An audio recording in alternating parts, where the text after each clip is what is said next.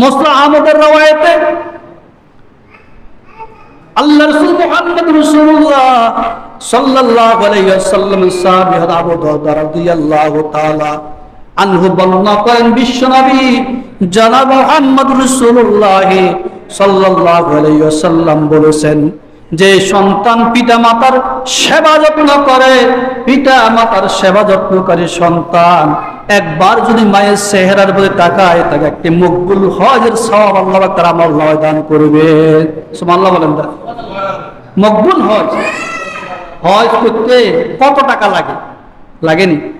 লক্ষ লক্ষ টাকা লাগে হজ করার জন্য। আর তার হজ কবুল হয় কিনা তাও তো সন্দেহ না। আল্লাহ রাসূল মুহাম্মদ রাসূলুল্লাহ সাল্লাল্লাহু আলাইহি ওয়াসাল্লাম বলেছেন, যে সন্তান পিতামাতার সেবা যত্ন করে, সেই সন্তান যদি মায়ের প্রতি একবার নেক নজর তাকায়, আল্লাহ রাব্বুল আলামিন তাকে একটি মকবুল হজের সওয়াব আল্লাহ পাক তার আমলনামায় দান করবে।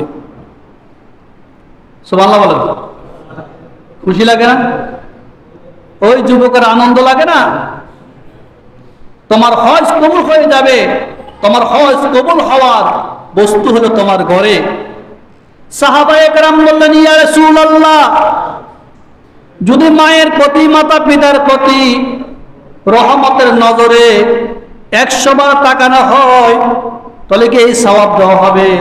রাসূল মুহাম্মদ রাসূলুল্লাহ সাল্লাল্লাহু আলাইহি ওয়াসাল্লাম বলেন, কোন মায়ের সেবা যত্নকারী সন্তান বাবা মায়ের প্রতি 100 বার নেক নজর তাকায়, আল্লাহ রাব্বুল আলামিন 100টি মকবুল হজের সওয়াব আল্লাহ পাক তার আমলনামায় দান করবে।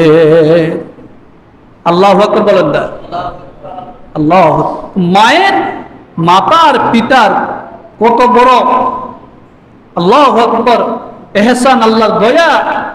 মাতা পিতার প্রতি কতটুকু সম্মান আল্লাহ দান করেছেন। আজকে আমরা কেন সম্মান দিচ্ছি না? আমি একটা